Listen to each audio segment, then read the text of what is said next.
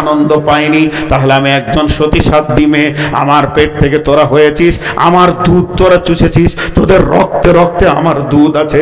কোরআন পৃথিবী থেকে চলে যাবে, তোরা আমার পাশে খিলখিল করে হাসবি, আমি খানসা মেনে নিতে পারবো না। জিহাদের ময়দানে তোরা গিয়ে গরুর মতো লাশ হয়ে পড়ে থাকবি, আমি মেনে নিব, এটা আমাকে ভালো লাগবে।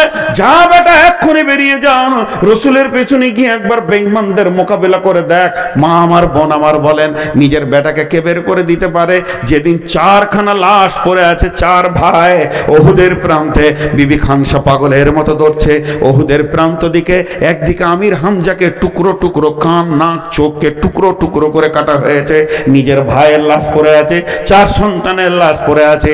আমার নবী বললেন, আমার ফুপুকে আটকাও আটকাও, হয়তোবা আমার ফুপু লাশ দেখার পর ঈমান না রাখতে পারে। একজন সাহাবী এইভাবে দাঁড়িয়ে গেছিলেন, ও বিবি খানসা, তোমাকে জিহাদের ময়দানে যেতে হবে না, সেখানকার রূপ তুমি সহ্য করতে পারবে না। মহিলা হলেও এতটা ক্ষমতা ছিল, এই কবজিটাকে ধরে ঝিটকা মেরে মেরে দিল টান, সাহাবীটাকে এক জায়গায় পড়ে গেল।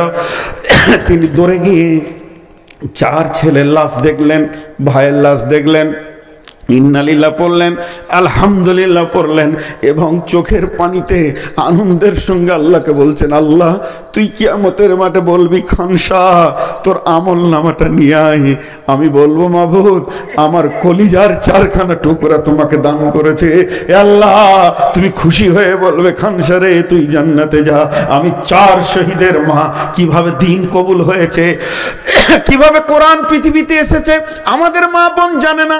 আমাদের মা বোন জালসার খবর শুনলেই তখন খালি লিপস্টিক মেপে হাটে আর বাজারে আর মার্কেটে ঘোরার নাম ভাবছে ইমানদার। হে আমার মা, হে আমার বোন, আপনারাই তো খানসা, আমরা তো খানসা নয়, আপনারাই তো আমর বিন জমুর স্ত্রী, আমরা তো জীবন ওই জায়গা দখল করতে পারবো না।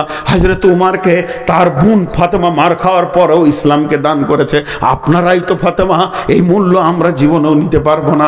এবার আর একটা ঘটনা বলে দিই, তারপরে আমি একদম গুটিয়ে নেব সেই ঘটনা। বাদশাহ হারুন রশিদের বিবির নাম হচ্ছে জুবাইদা।